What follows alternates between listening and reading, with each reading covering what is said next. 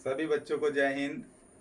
मैं सुरेश उके, व्याख्याता, शासकीय उच्चतर माध्यमिक विद्यालय कोंटा, जिला सुकमा, छत्तीसगढ़। बच्चों, आज हम कक्षा 12वीं विषय राजनीति विज्ञान अध्याय 10 राष्ट्र निर्माण की चुनौतियां पढ़ेंगे। लेसन प्लान के अनुसार हमारे अध्यापन बिंदु इस प्रकार है। पहला, राष्ट्र निर्माण का अभिप्राय। दूसरा, भारत में राष्ट्र निर्माण की चुनौतियां तथा नेहरू का दृष्टिकोण। तीसरा, भारत का विभाजन, विस्थापन व पुनर्वास। चौथा, रजवाड़ों का विलय, राज्यों का गठन। पांचवा, कश्मीर की समस्या, कारण और प्रभाव। छठवां, राज्यों का पुनर्गठन। तो बच्चों, अब हम हमारा आज का लेसन स्टार्ट करते हैं। स्वतंत्र भारत में राजनीति, अध्याय 10 राष्ट्र निर्माण की चुनौतियां। तो सबसे पहले बच्चों, हम राष्ट्र निर्माण का अभिप्राय इस पर चर्चा करते हैं। तो राष्ट्र निर्माण के संबंध में विभिन्न विद्वानों के भिन्न भिन्न दृष्टिकोण हैं। राष्ट्र निर्माण एक ऐसी सामाजिक प्रक्रिया है जिसके द्वारा उस समूह में राजनीतिक चेतना प्रकट होती है। यह सामाजिक प्रक्रिया कई प्रकार की संस्थाओं में पाई जाती है। इसके कई स्वरूप होते हैं जिनके द्वारा राष्ट्र निर्माण का कार्य होता है। डेविड ए विल्सन के शब्दों में, राष्ट्र निर्माण से अभिप्राय वह सामाजिक प्रक्रिया अथवा प्रक्रियाएं हैं जिनके द्वारा कुछ समूह में राष्ट्रीय चेतना उभरती है तथा यह समूह कुछ न कुछ संगठित सामाजिक संरचनाओं के माध्यम से समाज के लिए राजनीतिक स्वायत्तता प्राप्त करते हैं। इसका अभिप्राय यह है कि जिस प्रकार एक मकान का निर्माण लकड़ी, ईंटों और मकानों के विभिन्न नमूनों में धीमे या तीव्रता से विभिन्न जोड़ों की क्रमबद्धता के अनुसार इसकी निश्चित योजना में थोड़ा सा स्वतंत्र और इसके निर्माणकारों का चयन इच्छा और क्षमता के अनुसार होता है, उसी प्रकार राष्ट्र का निर्माण विभिन्न योजनाओं के अनुसार विभिन्न प्रकार की सामग्री से धीमे या तीव्रता से स्तरों की विभिन्नता क्रमबद्धता के द्वारा और इनके वातावरण से थोड़े से स्वतंत्र रूप में होता है। हम सब जानते हैं बच्चों कि 15 अगस्त सन 1947 से पहले हमारा भारत देश ब्रिटिश साम्राज्यवाद का एक उपनिवेश था। इससे मुक्ति के लिए राष्ट्रीय आंदोलन का एक लंबा दौर चला और अंततः हमारा भारत देश एक स्वतंत्र देश के रूप में भारत का उदय हुआ। इस आजादी के साथ हमको विभाजन की पीड़ा भी झेलनी पड़ी। अंग्रेजों ने अपनी कूटनीतिक चाल के सहारे भारत को दो भागों में बांटकर लोगों के दिलों को बांट दिया। इसके परिणाम स्वरूप हमारे भारत में बड़े पैमाने पर हिंसक घटनाएं घटी और धर्मनिरपेक्षता का अस्तित्व खतरे में पड़ गया। देश बंटवारे के कारण बड़ी संख्या में लोगों का विस्थापन भी हुआ। आजाद भारत के सामने इन विस्थापितों के पुनर्वास की समस्या का समाधान करना उस समय की सबसे बड़ी जरूरत थी। देश के सामने दूसरी सबसे बड़ी समस्या देसी रजवाड़ों को भारतीय संघ में विलय करने की प्रक्रिया थी। भाषा के आधार पर राज्यों का पुनर्गठन, यह भी हमारे सामने बहुत बड़ी चुनौती थी। आजाद भारत को इन चुनौतियों का सामना करने के लिए बहुत धीरज से काम करना पड़ा।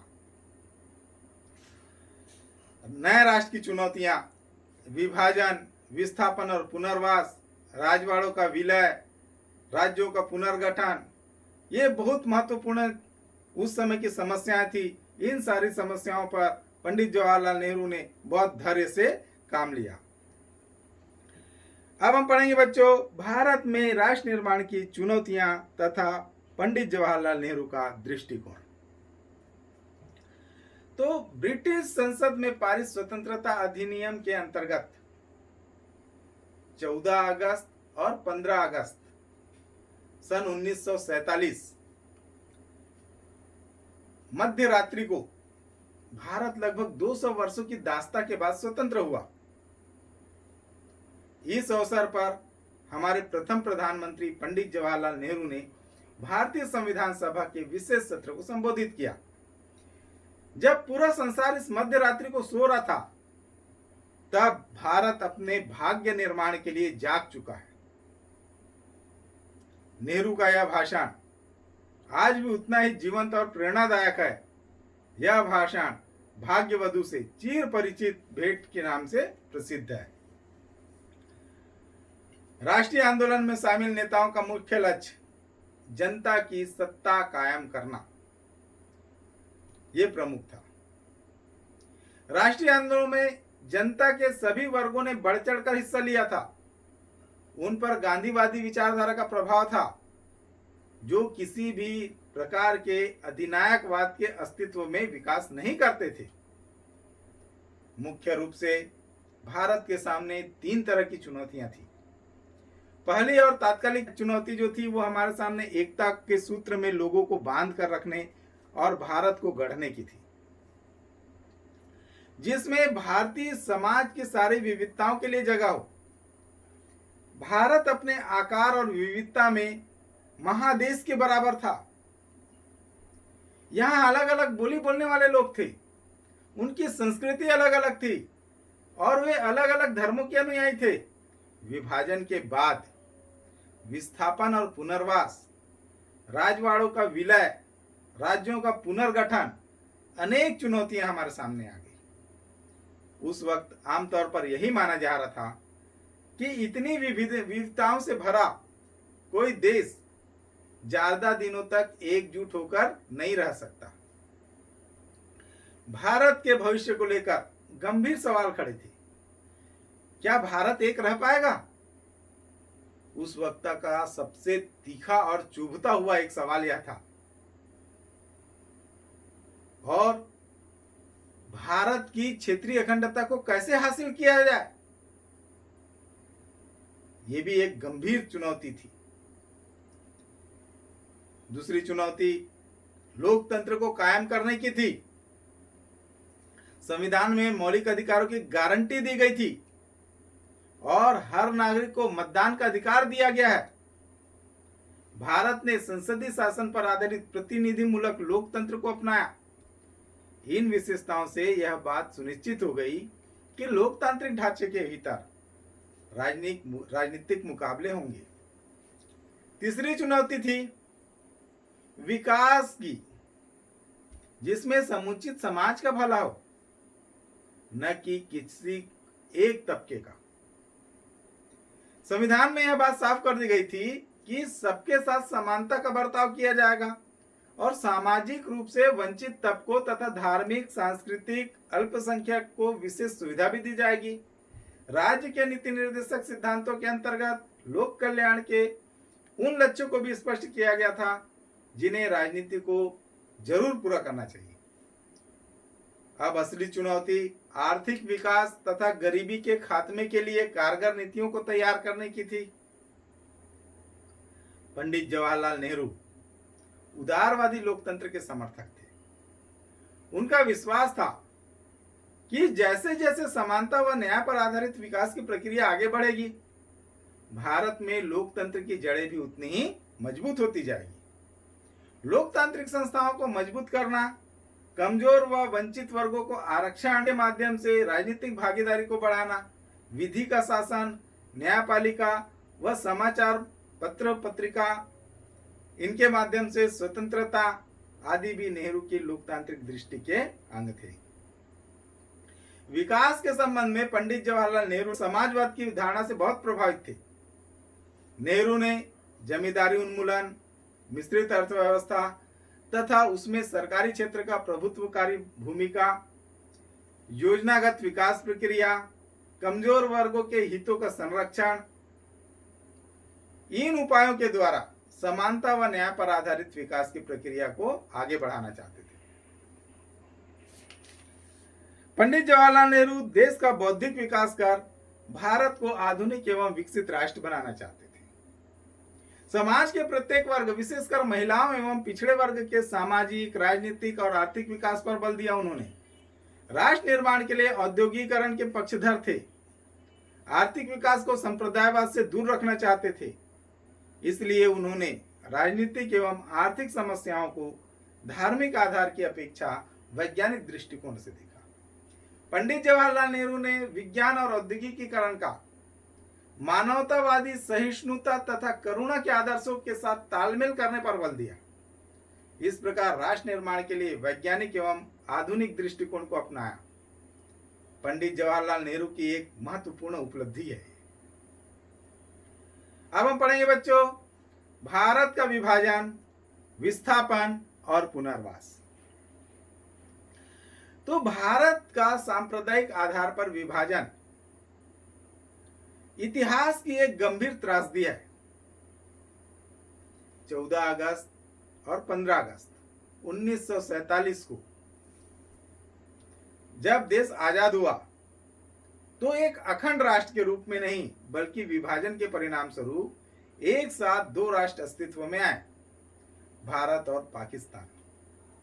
भारत के विभाजन की योजना 1947 में माउंटबेटन योजना में निहित थी, जिसे उसी वर्ष ब्रिटिश संसद द्वारा भारतीय स्वतंत्रता अधिनियम द्वारा क्रियान्वित किया गया था।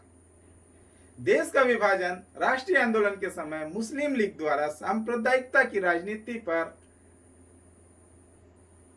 फूट डालो और शासन करो की नीति का तार्किक परिणाम था। कांग्रेस के नेताओं ने सैद्धांतिक तौर पर देश के विभाजन को कभी भी उचित नहीं माना, लेकिन व्यवहारिक दृष्टि से उन्हें विभाजन की वास्तविकता को स्वीकार करना पड़ा। गांधी जी का तो यहां तक कहना है कि भारत का विभाजन उनकी लाश के टुकड़ों पर होगा, लेकिन अंततः उन्हें भी भारत विभाजन की सच्चाई को स्वीकार करना पड़ा। भारत विभाजन के कारण हुआ विभाजन की प्रक्रिया। तो बच्चों हम सबको जानते हैं 14 अगस्त और 15 अगस्त सन 1947 ईस्वी को हमारा भारत देश अपने स्वतंत्र अस्तित्व में आने के बाद भारत व पाकिस्तान सदियों से इस महाद्वीप के अभिन्न अंग रहे।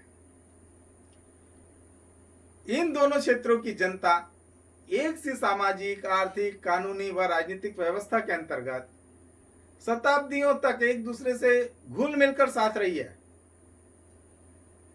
अंग्रेजों ने अपनी फूट डालो और शासन करो की नीति का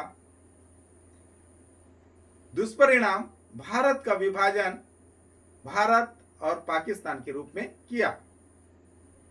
अब हम पढ़ेंगे बच्चों भारत विभाजन के क्या क्या कारण थे। तो पहला कारण था कांग्रेस की तुष्टीकरण नीति। कांग्रेस ने अनेक अवसरों पर मुस्लिम लीग की अनुचित मांग को भी स्वीकार किया, जिससे मुस्लिम लीग का मनोबल बढ़ता गया। सन 1916 में लखनऊ समझौता एक बड़ी भूल थी, जो भारत विभाजन का एक कारण बना। भारत विभाजन का दूसरा कारण बच्चों अंग्रेजों के द्वारा मुस्लिम सांप्रदायिकता को बढ़ावा देना। तो ब्रिटिश सरकार ने दो राष्ट्रों के सिद्धांत का समर्थन किया। सन 1870 ईस्वी से ही अंग्रेजों ने मुस्लिमों को संरक्षण देना प्रारंभ कर दिया था। सन 1909 के अधिनियम के द्वारा सांप्रदायिक निर्वाचन को प्रारंभ करने का उद्देश्य मुस्लिमों को बढ़ावा देने के लिए किया गया था। अंग्रेजों ने मुस्लिम लोग को भी यथासंभव सहयोग दिया। इन सब का परिणाम भारत विभाजन के रूप में निकला। भारत विभाजन का तीसरा कारण बच्चों मुस्लिमों की भावनाएं। तो मुसलमान लंबे समय अवधि तक पाश्चात्य शिक्षा के विचारों से दूर रहे, अतः उनमें धर्मांधता भरी हुई थी और वो कायम थी। धीरे धीरे मुस्लिम अपने हितों और हिंदुओं के हितों से पृथक समझने लगे। यह भावना आगे चलकर भारत विभाजन का कारण बनी। चौथा, अंतरिम सरकार में मुस्लिम लीग के सदस्यों को शामिल किया जाना। तो अंतरिम सरकार में मुस्लिम लीग के सदस्यों को शामिल करने के परिणाम स्वरूप सरकार की कार्यकारिणी विभाजित हो गई, जिसके कारण वह हिंदू मुस्लिम दंगों को रोक पाने में असमर्थ हो गए। कांग्रेस को मजबूर होकर भारत का विभाजन स्वीकार करना पड़ा। भारत के विभाजन की प्रक्रिया 1940 से शुरू की गई थी, जब मुस्लिम लीग ने द्विराष्ट्र सिद्धांत का प्रतिपादन किया। इसमें कौन कौन सी समस्याएं थी? तो वो पहला समस्या था, क्षेत्रों को धार्मिक बहुसंख्यकों के आधार पर बांटा गया। जैसे मुस्लिम बहुसंख्यक क्षेत्रों ने पाकिस्तान बनाया गया तथा बाकी भारत में बस गए, जिसने सांप्रदायिक दंगों को देश में स्थान दिया। दूसरा, ब्रिटिश इंडिया में कोई भी एक इलाका ऐसा नहीं था जहां मुसलमान बहुसंख्यक हो। केवल 2 इलाके, पूर्वी व पश्चिमी पाकिस्तान ऐसे क्षेत्र थे। इन दोनों को जोड़कर एक बनाना मुश्किल था, अतः दोनों अलग अलग रहे। वह इनके बीच में जो भूभाग है वो भारतीय भूभाग का एक बड़ा विस्तार था, तो ये भी जो है वो विवाद का कारण था। अब हम पढ़ेंगे बच्चों इसका तीसरा कारण। तो मुस्लिम बहुल हर इलाका पाकिस्तान में शामिल होने को राजी नहीं था तथा वे द्विराष्ट्र सिद्धांत के खिलाफ भी थे। फिर भी उनकी अनदेखी करते हुए संयोग से पश्चिमोत्तर सीमा प्रांत को पाकिस्तान में शामिल मान लिया गया। सीमा के दोनों तरफ अल्पसंख्यक थे, जैसे लाखों की संख्या में हिंदू, मुसलमानों व सिखों के पास अपना घर छोड़ के आने के सिवाय कोई रास्ता नहीं बचा। पांचवा, खान अब्दुल गफ्फार खान, जिनको सीमांत गांधी कहते हैं, पश्चिमोत्तर सीमा प्रांत के निर्विवाद नेता थे। वे द्विराष्ट्रवाद के सिद्धांत के खिलाफ थे। अब हम पढ़ेंगे बच्चों भारत विभाजन की प्रक्रिया, लॉर्ड माउंटबेटन योजना। तो लॉर्ड माउंटबेटन योजना के अंतर्गत 14 अगस्त सन 1947 के मध्य रात्रि को भारत और पाकिस्तान का जन्म एवं बंटवारा हुआ। भारत के जनमानस ने ब्रिटिश साम्राज्यवाद के विरुद्ध एकजुट होकर आंदोलन किया। सन 1857 का प्रथम स्वतंत्रता राष्ट्रीय संग्राम आंदोलन हिंदू मुस्लिम एकता की जीवंत गाथा है। महात्मा गांधी ने भी सन 1938 में कहा था,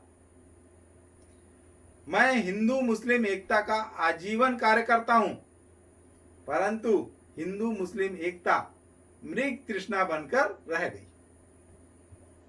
सन 1940 में मुस्लिम लीग ने अपने लाहौर अधिवेशन में मुसलमानों के लिए पृथक राज्य की मांग की, क्योंकि मुस्लिम लीग के अनुसार हिंदू मुस्लिम अलग अलग राष्ट्र थे, अतः एक साथ नहीं रह सकते। भारत का राष्ट्रीय आंदोलन विभाजन के पूर्व हिंदू और मुसलमानों के मध्य अविश्वास की भावना पैदा कर दिया था। हिंदुओं का एक तबका समझने लगा कि मुसलमान बाहर से आकर इतने दिनों तक भारत में शासन कर रहे तथा हिंदुओं पर अत्याचार कर रहे हैं। वहीं पर मुसलमानों का भय था कि स्वतंत्रता के पश्चात यदि हिंदू शासक उनके हाथ में सरकार आ जाएगी तो मुसलमानों को बदला लेंगे। इस विपरीत मानसिकता ने भारत और पाकिस्तान दोनों देश के लोगों के दोनों पक्षों के दिलों में रंजिश और अविश्वास की भावना को जन्म दिया। अंग्रेजों ने भारतीय राष्ट्रवाद को कमजोर करने के लिए मुसलमानों को राष्ट्रीय आंदोलन से अलग रखने के लिए 2 राष्ट्रों की बात करनी प्रारंभ कर दी। मोहम्मद अली जिन्ना ने कहना शुरू कर दिया कि हिंदू और मुसलमान अलग अलग राष्ट्र हैं, उनमें कोई समानता नहीं है। उनके धर्म, आचरण, इतिहास, नियम कानून, उनके नायक सभी अलग अलग हैं। दोनों की अलग अलग सभ्यताएं हैं और एक देश में बांधकर नहीं रखे जा सकते। अतः मुसलमानों के लिए अलग देश चाहिए। अंग्रेजों ने फूट डालो एवं शासन करो की नीति में हिंदू और मुसलमानों के मध्य अविश्वास की दीवार ऊंची कर दी। भारत में फ्रांसीसी क्षेत्र के शासक डुप्ले ने भी इस नीति को सहारा दिया। अंग्रेजों ने हिंदू और मुसलमानों के मध्य में अविश्वास का बीज बोया और अपने साम्राज्यवादी हितों को बढ़ाने के लिए एक संप्रदाय को दूसरे के विरुद्ध खड़ा करने का प्रयास किया। सन 1909 का अधिनियम, सन 1919 का अधिनियम और सन 1935 के अधिनियम में सांप्रदायिक प्रतिनिधित्व की व्यवस्था तथा कांग्रेस एवं मुसलमानों के मध्य समानता का सिद्धांत को बढ़ावा देकर अंग्रेजों ने मुस्लिम लीग को बढ़ावा दिया। कांग्रेस के प्रारंभिक नेताओं ने धर्मनिरपेक्षता पर बल दिया। महात्मा गांधी ने राम राज्य की स्थापना पर बल दिया। सांप्रदायिकता ने राम राज्य को हिंदू राज्य कहना प्रारंभ कर दिया। मुसलमानों को अलग राज्य बनाने के लिए उत्प्रेरित किया। अंतरिम सरकार के अनुभव, शीघ्र स्वतंत्रता की प्राप्ति, उसकी लालसा, ब्रिटिश षड्यंत्र, सैनिक विद्रोह तथा 1946 से भारत के विभिन्न हिस्सों में फैले सांप्रदायिक दंगों की बहुलता ने भारत को आवश्यक बना दिया। भारत का विभाजन दुर्भाग्यपूर्ण था, परंतु तात्कालिक परिस्थितियों में भारत के विभाजन के अलावा कोई दूसरा विकल्प भी नहीं था। अब हम पढ़ेंगे बच्चों लॉर्ड माउंटबेटन योजना। उसके अंतर्गत एकीकृत भारत का दो अलग अलग राज्यों में विभाजन। तो दो अलग अलग राज्य कौन कौन से? भारत और पाकिस्तान। तो मुस्लिम बहुल प्रदेश पूर्वी पाकिस्तान, जिसको वर्तमान में बांग्लादेश कहते हैं, तथा पश्चिमी पाकिस्तान, जिसको पश्चिमी पंजाब कहते हैं। इस प्रकार से पाकिस्तान का हिस्सा हो गया, बंटवारा हो गया। ब्रिटेन के नामी वकील सर साइरिल रैडक्लिफ ने भारत एवं पाकिस्तान के बीच सीमा रेखा का निर्धारण किया। हिंदू बहुल प्रदेश भारत बना तथा मुस्लिम बहुल प्रदेश पाकिस्तान बना। ब्रिटिश संसद ने 18 जुलाई सन 1947 में स्वतंत्रता अधिनियम पारित किया, जिसने विभाजन समझौता को अंतिम रूप दिया। विभाजन के समय भारत के 565 देशी रियासतों को अपनी इच्छा के अनुसार भारत, पाकिस्तान तथा स्वतंत्र जो उनकी इच्छा हो वो रहने के लिए आत्मनिर्णय का अधिकार दिया। अब हम पढ़ेंगे बच्चों भारत विभाजन के परिणाम। तो भारत विभाजन के परिणाम कौन कौन से हैं? उसमें पहला है भारत विभाजन के परिणाम स्वरूप ही शरणार्थियों की समस्या पैदा हुई। दूसरा, भारत विभाजन की प्रक्रिया की दूसरी समस्या कश्मीर की समस्या है। भारत के विभाजन के स्वरूप ही कश्मीर की समस्या भी पैदा हो गई। तीसरा समस्या भारत विभाजन के परिणाम स्वरूप जो एक अन्य समस्या पैदा हुई वो थी देशी रियासतों का स्वतंत्र भारत में विलय करना। चौथी समस्या भारत विभाजन के परिणाम का भारत के विभाजन के कारण राज्यों के पुनर्गठन की समस्या पैदा हो गई। पांचवा परिणाम भारत विभाजन के कारण जगह जगह पर सांप्रदायिक दंगे हुए। छठवां परिणाम भारत विभाजन के कारण लोग अपना घर बार छोड़ने पर मजबूर हो गए, जिन्हें शरणार्थी कहा गया। विभाजन के पश्चात करीब 14.5 लाख आबादी भारत एवं पाकिस्तान से पलायन किए गए। पलायन करने वालों में सबसे बड़ी जनसंख्या पंजाब में निवास करने वाले हिंदू एवं मुसलमानों की थी। भारत एवं पाकिस्तान की नई सरकारें इतनी बड़ी जनसंख्या के पलायन करने से उत्पन्न समस्याओं का सामना करने में सक्षम नहीं थी। परिणामतः वृहद पैमाने पर सीमा एवं सीमा के दोनों ओर के विभिन्न क्षेत्रों में हत्याएं, हिंसाएं, लूटपाट जैसी बड़ी बड़ी घटनाएं घटी। अब हम देखेंगे बच्चों इन घटनाओं के बाद जो विभिन्न राज्य थे वहां पर किस किस प्रकार की परिस्थितियां निर्मित हुई। तो सबसे पहले देखते हैं अपन पंजाब राज्य में किस प्रकार की परिस्थिति निर्मित हुई शरणार्थियों के आने जाने के परिणाम स्वरूप। तो सन 1947 में भारतीय पंजाब सूबे का निर्माण हुआ। विभाजन ने पंजाब को पूर्वी पंजाब एवं पश्चिमी पंजाब में विभक्त कर दिया। पूर्वी पंजाब भारत का हिस्सा हुआ, जबकि पश्चिमी पंजाब पाकिस्तान का हिस्सा बना। अब हम देखेंगे बंगाल की क्या स्थिति थी। तो बंगाल का भी विभाजन हो गया।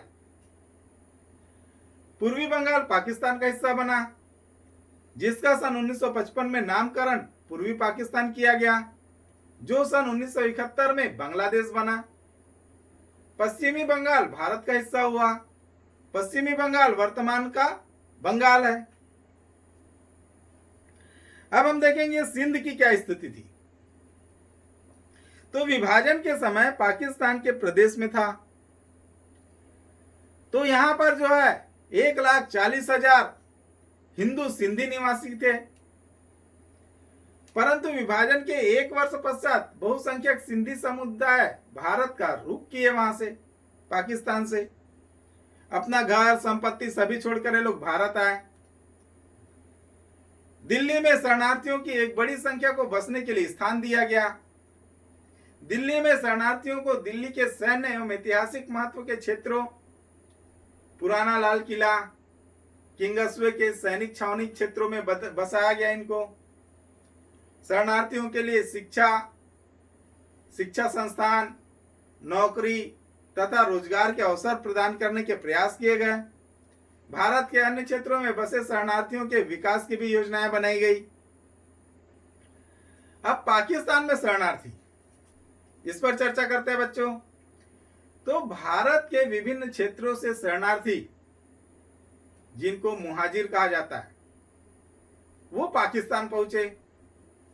पंजाब में दंगा फैलने के पश्चात पूर्वी पंजाब से पंजाबी मुस्लिम ने पाकिस्तान पलायन किया। आर्थिक संकटों का सामना उन्होंने किया, परंतु उन्होंने शीघ्र ही पाकिस्तान की संस्कृति, भाषा, उसके साथ अपना सामंजस्य बिठा लिया। वो लोग वहीं की संस्कृति में हिल मिल गए। परंतु जो लोग वहां की संस्कृति और भाषा की पृष्ठभूमि में अपने आप को सामंजस्य नहीं बिठा पाए, इन लोगों को पाकिस्तान में मुहाजिर कहा जाने लगा। जिनका अभी तक पाकिस्तान की राजनीतिक व्यवस्था में एकीकरण नहीं हो पाया है, उनके वंशज आज भी अपने अधिकारों की रक्षा तथा अस्तित्व की रक्षा के लिए अपनी आवाज बुलंद करते हैं। अब हम सातों परिणाम पढ़ेंगे बच्चों। प्रशासनिक एवं आर्थिक कठिनाइयां। तो भारत विभाजन की प्रक्रिया में भारत की भूमि का ही बंटवारा नहीं हुआ, बल्कि भारत की संपदा का भी बंटवारा हुआ। कार्यालयों की मेज, कुर्सी, टाइपराइटर तथा अन्य स्टेशनरी के साथ सेना एवं प्रशासनिक अधिकारियों का भी बंटवारा हुआ। पाकिस्तान के हिस्से में वे प्रदेश आए जहां कपास का कुल 40% तथा जूट का 85% और गेहूं का 40% उत्पादन हुआ करता था, जबकि इन उत्पादों का उपभोग करने वाले अधिकांश कारखाने भारत में थे। उत्पादन का क्षेत्र पाकिस्तान चला गया और कारखाने भारत में रह गए। इससे भारत को प्रारंभिक वर्षों में कच्चे माल एवं खाद्यान्नों के घोर संकट का सामना करना पड़ा। भारत विभाजन का 8वां परिणाम। तो भारत विभाजन के कारण पंजाब और बंगाल तथा अन्य प्रांतों से बहुत बड़ी संख्या में मुसलमान पाकिस्तान चले गए। अब कुछ हिंदू संगठनों, दक्षिणपंथी दलों तथा अतिवादी तत्वों ने यह मांग रखी कि भारत को हिंदू राज्य घोषित किया जाए। 1951 की जनगणना के अनुसार भारत में जनसंख्या का लगभग 12% भाग मुसलमानों का था। मुसलमानों के अतिरिक्त भारत में सिख, ईसाई, जैन, बौद्ध, पारसी तथा यहूदी जनसंख्या थी। भारतीय नेताओं ने दूरदर्शिता का परिचय लेते हुए भारत को एक धर्मनिरपेक्ष स्वरूप प्रदान किया और सभी धर्मों को समानता तथा समान अधिकार प्रदान किए गए। अब हम पढ़ेंगे बच्चों शरणार्थियों के पुनर्वास की चुनौती। तो शरणार्थियों के पुनर्वास के लिए सर्वप्रथम एक पुनर्वास मंत्रालय बनाया गया। शरणार्थियों को अस्थायी तौर पर ठहराने के लिए अलग अलग कैंप लगाए। पंडित जवाहरलाल नेहरू ने शरणार्थियों को मुआवजे के रूप में यथा योग्य जमीन जायदाद प्रदान की। उन्हें सभी प्रकार की राजनीतिक, आर्थिक एवं सामाजिक अधिकार प्रदान किए गए। 1955 में नागरिकता कानून बनाकर शरणार्थियों को भारत का नागरिक बनाया गया। निष्कर्ष रूप में हम यह कह सकते हैं कि भारत विभाजन का मुख्य कारण मुस्लिम लीग की राजनीतिक हित था। बंटवारे का मतलब था दिल के दो टुकड़े हो जाना। विभाजन में सिर्फ संपदा, देनदारी और परिसंपत्तियों का बंटवारा नहीं हुआ। इस विभाजन में दो समुदाय जो अब तक पड़ोसियों के भाते रहते थे, हिंसक अलगाव का शिकार हो गए। अब हम पढ़ेंगे बच्चों रजवाड़ों का विलय, राज्यों का गठन। तो ब्रिटिश ईस्ट इंडिया कंपनी, तो ब्रिटिश इंडिया दो हिस्सों में था। एक हिस्से से ब्रिटिश प्रभुत्व वाले भारतीय प्रांत थे, तो दूसरे हिस्से में देसी रजवाड़े। ब्रिटिश प्रभुत्व वाले प्रांतों पर अंग्रेजी शासन का सीधा नियंत्रण था। दूसरे तरफ छोटे सरकार के कुछ और राज्य थे, इन्हें रजवाड़ा कहा जाता था। रजवाड़ों पर राजाओं का शासन था। राजाओं के ब्रिटिश राज की अधीनता या कहे कि सर्वोच्चता स्वीकार कर रखी थी और इसके अंतर्गत वे राज्य के घरेलू मामलों का शासन चलाते थे।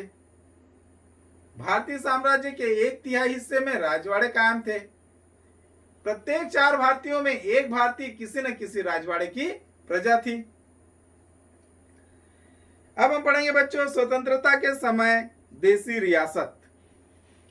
तो स्वतंत्रता के समय भारत में छोटी बड़ी 565 देसी रियासतें थी। 1947 में जब अंग्रेज भारत छोड़कर चले गए तो उन्होंने घोषणा की कि देसी रियासतें ब्रिटिश नियंत्रण से पूर्ण रूप से स्वतंत्र हो जाएगी और वे अपनी इच्छा के अनुसार पाकिस्तान या भारत जिसको भी चुने वो स्वतंत्र रहे। अब हम पढ़ेंगे बच्चों देसी रियासत एवं सरदार वल्लभ भाई पटेल का योगदान। तो 5 जुलाई सन 1947 को अंतरिम सरकार के गृह मंत्री सरदार वल्लभ भाई पटेल के निर्देशन में राज्य मंत्रालय की स्थापना की गई और उन्हें भारत की ओर से देसी नरेशों के साथ बातचीत करने का उत्तरदायित्व सौंपा गया। 15 अगस्त 1947 को भारत स्वतंत्र हुआ। स्वतंत्रता के समय खैरपुर, बहावलपुर और आदि रियासतें जो थी पाकिस्तान में सम्मिलित हो गई और शेष जो है वो भारत में रह गई। सरदार पटेल ने भारतीय नरेशों से अपील की कि भारत के सामूहिक हितों को ध्यान में रखते हुए वे देश की अखंडता को बनाए रखने में सहयोग करें। उन्होंने सबसे पहले प्रतिरक्षा, विदेश संबंध और संचार व्यवस्था जैसे 3 विषयों से संबंध में राज्यों को भारतीय संघ में विलय होने का आग्रह किया। उनके प्रति मैत्री एवं सद्भावना का हाथ बढ़ाया। सरदार पटेल को इस काम में लॉर्ड माउंटबेटन तथा राज्य मंत्रालय के सचिव वीपी मेनन और राजाओं की परिषद चैम्बर ऑफ प्रिंसेस के चांसलर महाराजा पटियाला से पूरा सहयोग मिला। फिर भी सरदार पटेल का कार्य आसान नहीं था। उनके मार्ग में पहली बाधा मोहम्मद अली जिन्ना के द्वारा खड़ी की गई। वे भारत के देसी नरेशों को दिग्भ्रमित करते थे, मोहम्मद अली जिन्ना। दूसरी समस्या क्या थी? भोपाल के नवाब, उसने खड़ी कर दी दूसरी समस्या। अपनी स्वतंत्रता की कीमत पर भारत और पाकिस्तान के साथ कूटनीतिक संबंध बनाने के पक्षधर थे, परंतु लॉर्ड माउंटबेटन ने देसी नरेशों को भौगोलिक और ऐतिहासिक बंधनों की याद दिलाते हुए ये जो दूसरी समस्या थी भोपाल के नरेश से, उस समस्या को दूर कर दिया। अब हम पढ़ेंगे बच्चों जूनागढ़ की समस्या। तो सितंबर सन 1947 में जूनागढ़ ने पाकिस्तान में सम्मिलित होने का निर्णय लिया। इस निर्णय का रियासत का नरेश मुसलमान था, परंतु यहां की जो बहुसंख्यक जनता थी वो हिंदू थी। और ये जो जूनागढ़ है वो चारों तरफ से भारतीय सीमाओं से घिरा हुआ था। भौगोलिक दृष्टि से यह भारत का अभिन्न अंग था। जूनागढ़ की हिंदू बहुसंख्यक जनता ने अपने नरेश के निर्णय का घोर विरोध किया और अपनी एक स्वतंत्र स्थायी सरकार की स्थापना की। घोर विरोध के कारण जूनागढ़ का नरेश अपने राज्य को छोड़कर पाकिस्तान भाग गया। फरवरी सन 1948 में एक जनसंग्रह करवाया गया। वहां की जनता ने भारतीय संघ में मिलने के पक्ष में अपना अभिमत दिया। परिणाम स्वरूप जूनागढ़ को भारत में सम्मिलित कर लिया गया। अब हम पढ़ेंगे बच्चों हैदराबाद की समस्या। तो हैदराबाद की स्थिति भी जूनागढ़ की तरह थी। वहां का नरेश मुसलमान था, परंतु वहां की जो आबादी थी उसमें बहुसंख्यक थे वो हिंदू थे। हैदराबाद का राज्य भी चारों ओर से भारतीय सीमा से घिरा था। यहाँ के निजाम को बेहद कीमती पत्थर, सोना, हीरे जवाहरात ये सब इकट्ठा करने का सनक था। वह अपने को स्वतंत्र समझता था तथा अपने राज्य के स्वतंत्र अस्तित्व को कायम रखना चाहता था। वह राजाओं के दैवी अधिकारों में विश्वास रखता था तथा प्रजातंत्र को दूषित करना चाहता था। उसने अपने राज्य के शासन संबंधी संपूर्ण अधिकार अपने पास केंद्रित करके रख लिए थे। निजाम के अधिकारी जो थे वो बहुत लालची और धूर्त प्रवृत्ति के थे। 15 अगस्त सन 1947 तक हैदराबाद के निजाम ने भारत सरकार के राज्य मंत्रालय को संघ में सम्मिलित होने या न होने के विषय में भ्रम पैदा कर दिया। इसके बाद किसी न किसी बहाने बातचीत को लंबा खिंचता गया। सन 1947 में लॉर्ड माउंटबेटन के दबाव के कारण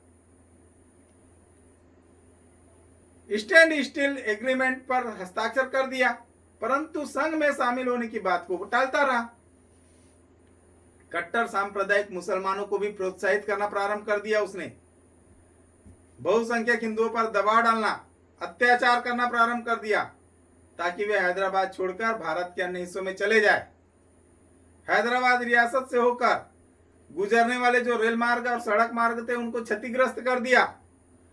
रेल यात्रियों एवं बस यात्रियों को लूटा। भारत सरकार ने संयम से काम लिया। सरदार पटेल ने निजाम को समझाने बुझाने का अथक प्रयास किया, परंतु निजाम ने सरदार पटेल की बातों पर ध्यान नहीं दिया। हैदराबाद के राजाकारों एवं कट्टर मुल्ला मौलियों ने सांप्रदायिक संघर्ष करने की पूरी तैयारी कर ली। इसकी भनक भारत सरकार को लगी। भारत सरकार ने हैदराबाद रियासत के विरुद्ध पुलिस कार्रवाई करने का निश्चय किया। सितंबर सन 1948 में भारतीय सेना ने मेजर जनरल चौधरी के नेतृत्व में हैदराबाद में शांति एवं व्यवस्था की स्थापना के लिए कूच किया। 5 दिन की सैनिक कार्रवाई के पश्चात मुस्लिम रजाकारों के प्रतिरोध को कुचल दिया गया। 18 सितंबर सन 1948 को मेजर जनरल चौधरी ने हैदराबाद रियासत से सैनिक गवर्नर का पद संभाला और हैदराबाद रियासत को भारतीय संघ में सम्मिलित कर लिया। विवश होकर निजाम को नई व्यवस्था को स्वीकार करनी पड़ी। भारतीय सरकार ने भी उनके प्रति सम्मानपूर्ण व्यवहार किया और उनकी प्रतिष्ठा को विशेष क्षति नहीं पहुंचाई। अब हम पढ़ेंगे बच्चों मणिपुर के बारे में। मणिपुर में किस प्रकार के हालात बने। तो आजादी के चंद रोज पहले मणिपुर के महाराजा बोध चंद्र सिंह ने भारत सरकार के साथ भारतीय संघ में अपनी रियासत के विलय के लिए एक सहमति पत्र पर हस्ताक्षर किए थे। जनमत के दबाव में महाराजा ने 1948 के जून में चुनाव करवाया। मणिपुर भारत का पहला भाग है जहां सार्वभौम वयस्क मताधिकार के आधार पर चुनाव हुए। अब हम पढ़ेंगे बच्चों सबसे महत्वपूर्ण चीज कश्मीर की समस्या। तो भौगोलिक सामरिक जनसंख्या का वितरण, हिंदू राजा एवं उसकी नीति तथा पाकिस्तान की लोलुपता ने जम्मू कश्मीर की समस्या को अत्यंत गंभीर बना दिया था। जम्मू कश्मीर भारत के उत्तर में स्थित है। इसकी सीमा भारत, पाकिस्तान, चीन और अफगानिस्तान से सटी हुई है तथा सोवियत रूस से भी अधिक दूरी नहीं है। जम्मू कश्मीर का जो शासक था वो हिंदू था, किंतु वहां के जो बहुसंख्यक थे वो मुसलमान थे। जम्मू कश्मीर की सीमा भारत एवं पाकिस्तान दोनों से मिली थी। अतः कश्मीर का जो डोगरा शासक था, भारत या पाकिस्तान के साथ मिलने के स्थान पर स्वतंत्र रहने का निर्णय किया। पाकिस्तान को उसका यह निर्णय अच्छा नहीं लगा। वह तो जम्मू कश्मीर को हड़पने की मंशा बना चुका था पाकिस्तान। प्रारंभ में पाकिस्तान ने जम्मू कश्मीर के सम्राट पर आर्थिक नाकेबंदी, इसके द्वारा दबाव बनाने का प्रयास किया। पाकिस्तान ने जम्मू कश्मीर को अनाज, नमक, पेट्रोल, केरोसिन आदि आवश्यक सामग्री भेजना बंद कर दिया। परंतु पाकिस्तान की इस कार्रवाई से कश्मीर सरकार बिल्कुल नहीं झुकी। तब पाकिस्तान ने हिंसात्मक तरीके द्वारा जम्मू कश्मीर को रोकने की योजना बनाई। पाकिस्तान सरकार ने हिंसा का सहारा लिया। पाकिस्तान ने उत्तर पश्चिमी सीमा प्रांत के कबाइलियों को 22 अक्टूबर सन 1947 को कश्मीर पर सशस्त्र आक्रमण करने के लिए प्रेरित किया। कबाइली आक्रमणकारी कश्मीर की राजधानी श्रीनगर से 1.5 किलोमीटर दूर बारामूला नामक स्थान तक पहुंच गए, जिससे राजधानी खतरे में पड़ गई। ऐसी संकटपूर्ण स्थिति में कश्मीर के राजा डोगरा शासक जो था वहां का हरि सिंह, उसने भारत सरकार से सैनिक सहायता का अनुरोध किया और अपनी रियासत को भारत में सम्मिलित करने के लिए तैयार हो गया। कश्मीर पर पाकिस्तान का अवैध कब्जा अभी तक बना हुआ है। अब हम पढ़ेंगे बच्चों देशी रियासतों का प्रजातंत्रीय व्यवस्था। तो भारतीय नरसों के राज्यों का भारत में सम्मिलित होना एक बड़ी समस्या थी। देशी रियासतों में प्रजातांत्रिक शासन की स्थापना करना तथा शासन तंत्र को भारतीय संघ में अंगीकृत करना, उसको निष्ठावान बनाना, यह बहुत बड़ी चुनौतीपूर्ण कार्य था। सरदार वल्लभ भाई पटेल के नेतृत्व में देशी रियासतों के शासकों को समझाया कि बदली स्थिति में राज सत्ता का उपयोग जन कल्याणकारी कार्यों के लिए किया जाना चाहिए। भारत की स्वतंत्रता जन आंदोलन का परिणाम है। भारत सरकार की ओर से इन राजाओं को चेतावनी दी गई कि वे देशी रियासतों में अशांति या अव्यवस्था फैलाने का कार्य न करें। नरेश लोग, राजा लोग। तो सरदार पटेल ने देशी रियासतों के नरेशों को आश्वासन भी दिया कि देशी रियासतों के विलय होने से उनकी व्यक्तिगत संपत्ति और अधिकारों को सुरक्षित रखा जाएगा। सभी नरेशों ने सरदार पटेल के सुझाव को स्वीकार किया। जब सरकार ने दबाव डाला तो जितने नरेश थे वो लोग पटेल की बात को स्वीकार कर लिए। अपने अपने राज्यों में प्रजातांत्रिक व्यवस्था को लागू करने और सुधार को कार्यान्वित करने के लिए सहयोग भी दिए। परिणाम स्वरूप देशी रियासतों में एक रक्तहीन क्रांति हुई। देशी रियासत राष्ट्र की मुख्य धारा से जुड़ गए। देशी रियासतों के विलय से भारत में एक शक्तिशाली संघ की स्थापना हुई। देश की एकता एवं अखंडता की रक्षा हो सकी। इस परिवर्तन का श्रेय सरदार वल्लभ भाई पटेल को जाता है, जिन्होंने अपने अथक परिश्रम एवं सूझबूझ के साथ भौगोलिक, राजनीतिक एवं आर्थिक दृष्टि से भारत के एकीकरण को संभव बनाया। यह एक महान रक्तहीन क्रांति थी। जो काम 19वीं शताब्दी में बिस्मार्क तथा कानूर ने जर्मनी एवं इटली में किया था, वही काम को भारत में 20वीं शताब्दी में श्री सरदार वल्लभ भाई पटेल ने कर दिखाया। अब हम पढ़ेंगे बच्चों कश्मीर की समस्या, कारण और प्रभाव।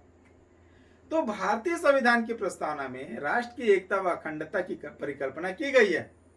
केंद्र के सामने प्रत्येक राज्य समान है और उसे किसी भी प्रकार की छूट अथवा विशेष सुविधा न दिए जाने का आश्वासन संविधान के द्वारा किया गया है। परंतु संविधान का अनुच्छेद 370 अपवाद था। इस अनुच्छेद के द्वारा जम्मू एवं कश्मीर को विशेष राज्य का दर्जा प्राप्त था। इसी आधार पर जम्मू कश्मीर को कतिपय मामलों में छूट भी दी गई थी। स्वतंत्रता के पूर्व भारत में दो प्रकार की राजनीतिक व्यवस्थाएं थी। भारत में ब्रिटिश कानून द्वारा शामिल राज्यों तथा देशी राज्यों के द्वारा शासित राज्यों का अलग अलग अस्तित्व था। भारत की स्वतंत्रता की अनौपचारिक घोषणा के साथ ही देश के समस्त देशी रियासतों को 14 अगस्त सन 1947 तक भारत संघ पाकिस्तान या स्वतंत्र राजनीतिक अस्तित्व बनाने का स्पष्ट निर्णय लेने का निर्देश दिया गया था। 15 अगस्त सन 1947 तक कश्मीर के तत्कालीन महाराजा डोगरा और श्री हरि सिंह के द्वारा न तो भारत और न ही पाकिस्तान में विलय की मंशा जाहिर की गई। परिणामतः कश्मीर के संबंध में कोई स्पष्ट रूपरेखा नहीं बन पाई। अब हम पढ़ेंगे बच्चों कश्मीर समस्या की शुरुआत। तो कश्मीर के जो महाराजा थे श्री हरि सिंह, उनके द्वारा उपयुक्त समय पर विलय संबंधी निर्णय न लेने के कारण प्रतिक्रियावादी, अलगाववादी और कट्टरवादी शक्तियों ने जम्मू कश्मीर में अपना दावा करना प्रारंभ कर दिया। 24 अक्टूबर सन 1947 को उत्तर पश्चिमी सीमा के प्रांत में कबायलियों ने मिलकर पाकिस्तान के कश्मीर पर आक्रमण कर दिया। कबायली सैनिकों के आगे बढ़ते चले जाने से इस क्षेत्र में स्थानीय अलगाववादी तत्वों का पूरा सहयोग मिला। कबायली सेना श्रीनगर से 1.5 किलोमीटर दूरी तक पहुंच गई। परिस्थितियां जो थी वो श्री हरि सिंह के नियंत्रण से बाहर होती चली जा रही थी। आक्रमण से भयभीत होकर श्री हरि सिंह ने 25 अक्टूबर को भारत सरकार से सैन्य सहायता की मांग की। भारत ने सैन्य सहायता देने में तकनीकी असमर्थता दिखाई। प्रधानमंत्री पंडित जवाहरलाल नेहरू ने विशेष दूत की हैसियत से वीपी मेनन ने महाराजा हरि सिंह से मुलाकात की तथा स्पष्ट किया कि भारत एक गुटनिरपेक्ष राष्ट्र है। वह अपने सीमा क्षेत्र के अतिक्रमण की स्थिति में तो सैन्य कार्रवाई कर सकता है। अंततः 26 अक्टूबर सन 1947 को महाराजा हरि सिंह ने विलय पत्र पर हस्ताक्षर किया। विलय के दस्तावेज को 27 अक्टूबर सन 1947 को भारत के गवर्नर जनरल लॉर्ड माउंटबेटन के द्वारा स्वीकृति मिलते ही भारतीय सेना जम्मू कश्मीर के लिए कूच कर गई। अब यह युद्ध भारतीय सेना एवं कबायलियों के मध्य में युद्ध के रूप में परिवर्तित हो गया। पाकिस्तान जो कबायलियों को पीछे से समर्थन दे रहा था, अब पाकिस्तान खुलकर सामने आया और कबायलियों को समर्थन देने लगा। युद्ध को लंबा खिंचते देख भारत द्वारा संयुक्त राष्ट्र संघ की सुरक्षा परिषद में परिवाद किया गया। मांग की गई कि वह पाकिस्तान को निर्देश दे कि वह कश्मीर से घुसपैठियों की मदद करने से बाज आए और भारतीय भूभाग का अतिक्रमण न करे। पाकिस्तान ने परिवाद के प्रत्युत्तर में कहा कि वह पाकिस्तान का भारत में विलय को मान्यता नहीं देता, क्योंकि यह विलय हिंसा तथा धोखेबाजी से किया गया है। जनवरी सन 1949 की मध्य रात्रि को सुरक्षा परिषद के हस्तक्षेप से दोनों देशों के मध्य में युद्ध विराम पर समझौता लागू हुआ। पाकिस्तान द्वारा अधिकृत कश्मीर आजाद कश्मीर पाकिस्तान मानते हैं, जबकि भारत उन्हें पाक अधिकृत कश्मीर कहता है। युद्ध की समाप्ति के बाद विलय संबंधी औपचारिक कार्रवाइयां की गई। महाराजा हरि सिंह की सहायता के लिए सन 1948 में शेख अब्दुल्ला को जम्मू कश्मीर का प्रधानमंत्री नियुक्त कर दिया गया तथा जम्मू कश्मीर के लिए संविधान बनाने के लिए संविधान सभा का गठन किया गया।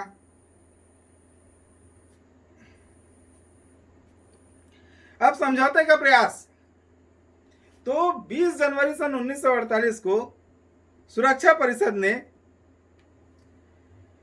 भारत एवं पाकिस्तान की सहमति से एक समझौता प्रस्ताव बनाया।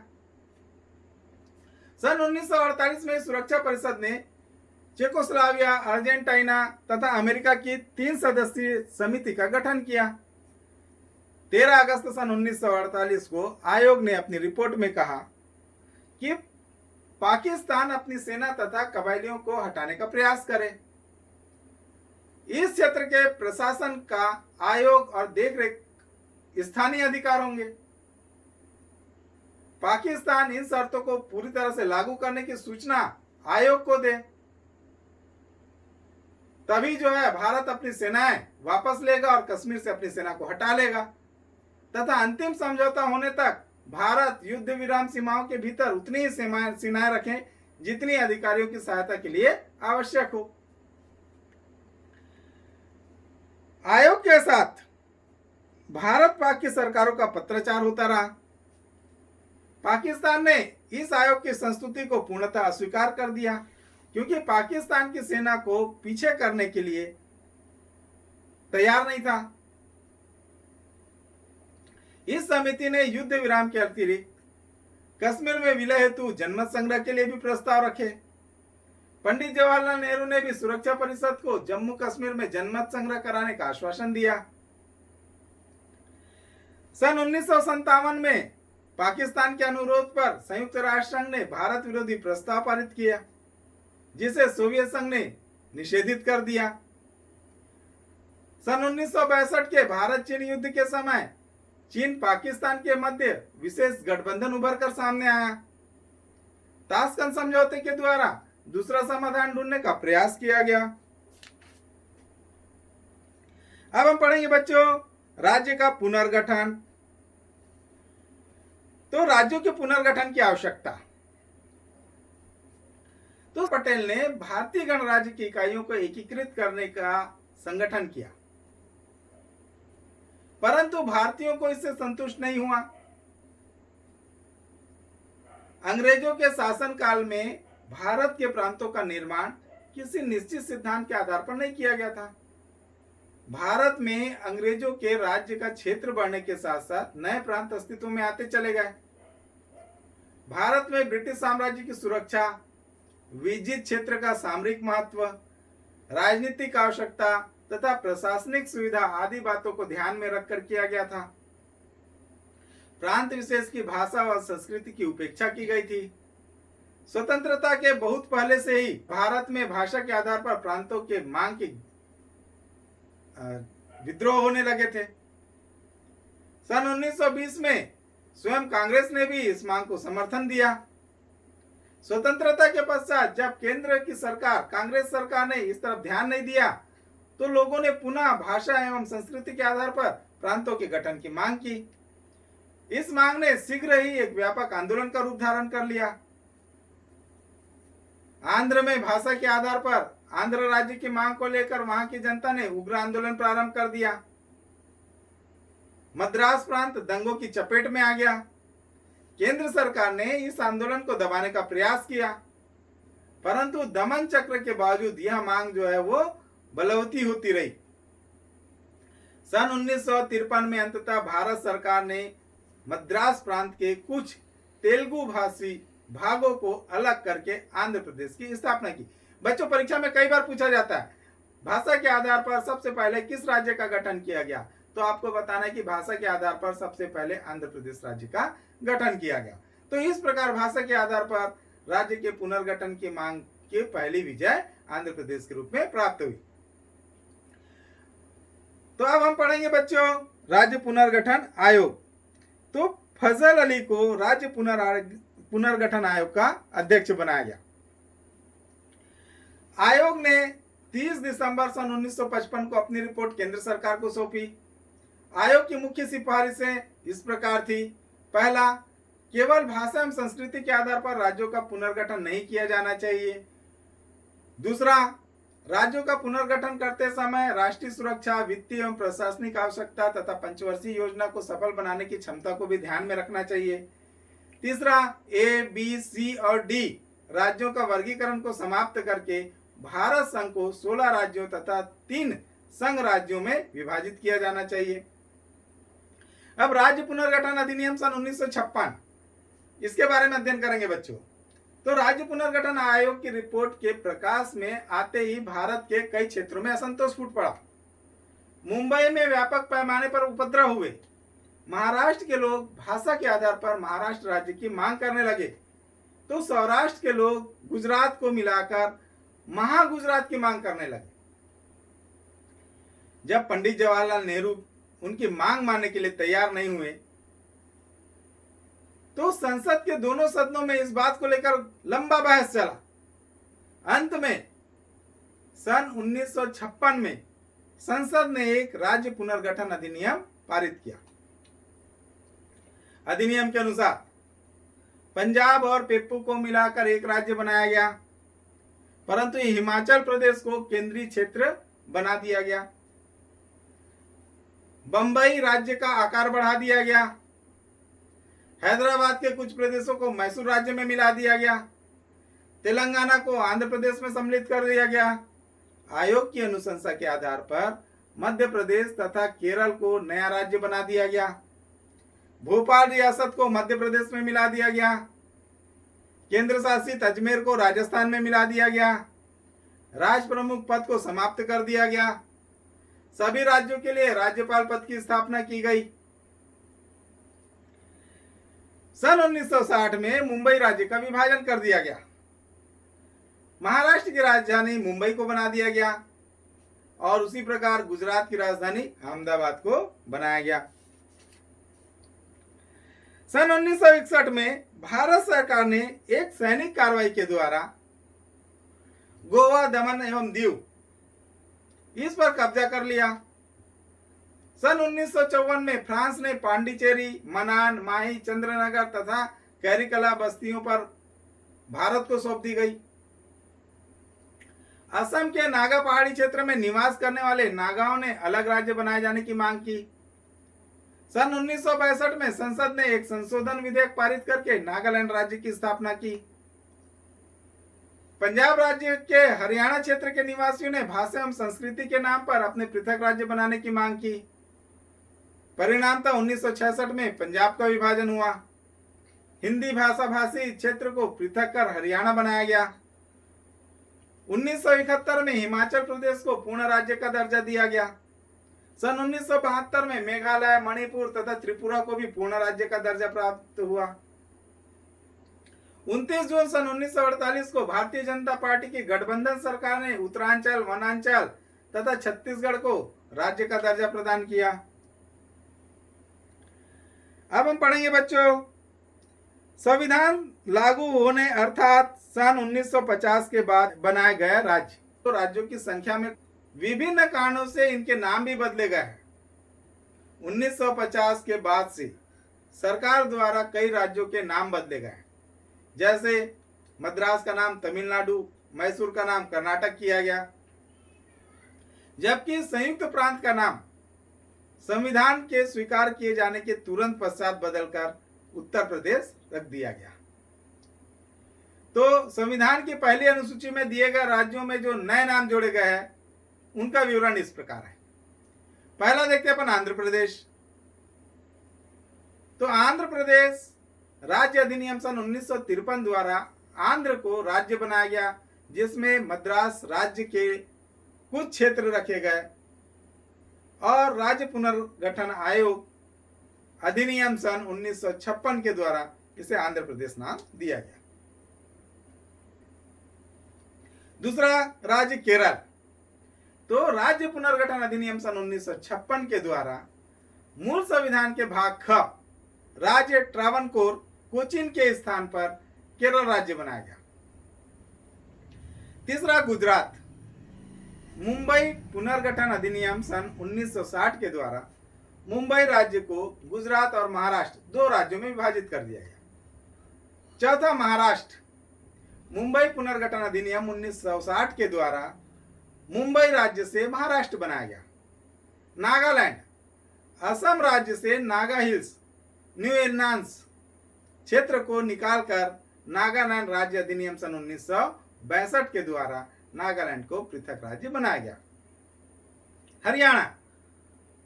तो पंजाब पुनर्गठन अधिनियम सन 1956 के द्वारा पंजाब राज्य के राज्य क्षेत्र के एक भाग को काटकर भारत संघ का 17वां राज्य हरियाणा के रूप में गठित किया गया। सातवां कर्नाटक। राज्य पुनर्गठन अधिनियम सन 1956 के द्वारा मूलतः भारत ख के मैसूर राज्य बनाया गया। सन 1973 में इसको कर्नाटक का नाम दे दिया गया। 8वां हिमाचल प्रदेश। तो हिमाचल प्रदेश को सबसे पहले हिमाचल प्रदेश राज्य अधिनियम सन 1970 अधिनियमित करके राज्य की सूची में 18वां राज्य का बनाया गया। संविधान की पहली अनुसूची के भाग ग के अनुसार राज्य क्षेत्रों की सूची में से इसको हटा दिया गया। 9वां मणिपुर और त्रिपुरा। मणिपुर और त्रिपुरा को जो मूलतः भाग ग के राज्य थे, पूर्वोत्तर क्षेत्र अधिनियम सन 1971 के द्वारा केंद्र शासित प्रदेश की स्थिति से उन्नत कर पूर्ण राज्य का दर्जा दिया गया। 9वां मेघालय। मेघालय को पहली अनुसूची में 21वें राज्य के रूप में जोड़ दिया गया। 11वां सिक्किम। भारत के एक रक्षित राज्य अर्थात सिक्किम को संविधान के 35वें संशोधन अधिनियम 1974 के द्वारा सहयुक्त राज्य का दर्जा दिया गया। 1975 के द्वारा इसे संविधान की पहली अनुसूची में 22वें राज्य के रूप में जोड़ा गया। 12वां मिजोरम। केंद्र शासित प्रदेश के दर्जे से को बढ़ाते हुए संविधान की पहली अनुसूची के 23वें राज्य के रूप में स्थान दिया गया। 13 अरुणाचल प्रदेश। तो संविधान संशोधन के माध्यम से अरुणाचल प्रदेश अधिनियम सन 1986 को अधिनियमित करके अरुणाचल प्रदेश को केंद्र शासित प्रदेश के रूप में पूर्ण राज्य का दर्जा दिया गया।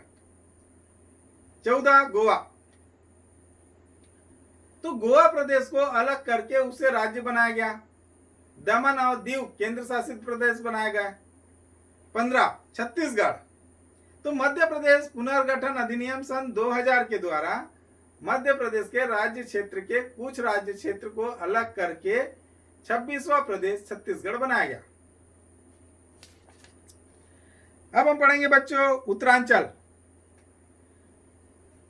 तो उत्तर प्रदेश के राज्य क्षेत्र से कुछ राज्य क्षेत्र अलग करके उत्तर प्रदेश पुनर्गठन अधिनियम सन 2000 के द्वारा 27वें प्रदेश के रूप में उत्तरांचल राज्य का गठन किया गया। अब 17वां झारखंड। बिहार पुनर्गठन अधिनियम सन 2000 अधिनियम करके बिहार के राज्य क्षेत्र से कुछ राज्य क्षेत्र निकालकर 28वें प्रदेश के रूप में झारखंड राज्य का अस्तित्व सामने आया। 18 तेलंगाना। 1 मार्च सन 2014 को आंध्र प्रदेश का एक हिस्सा अलग होकर तेलंगाना 29वां राज्य बना। तो इसी के साथ ही बच्चों आज की हमारी ये क्लास यहीं पर खत्म होती है।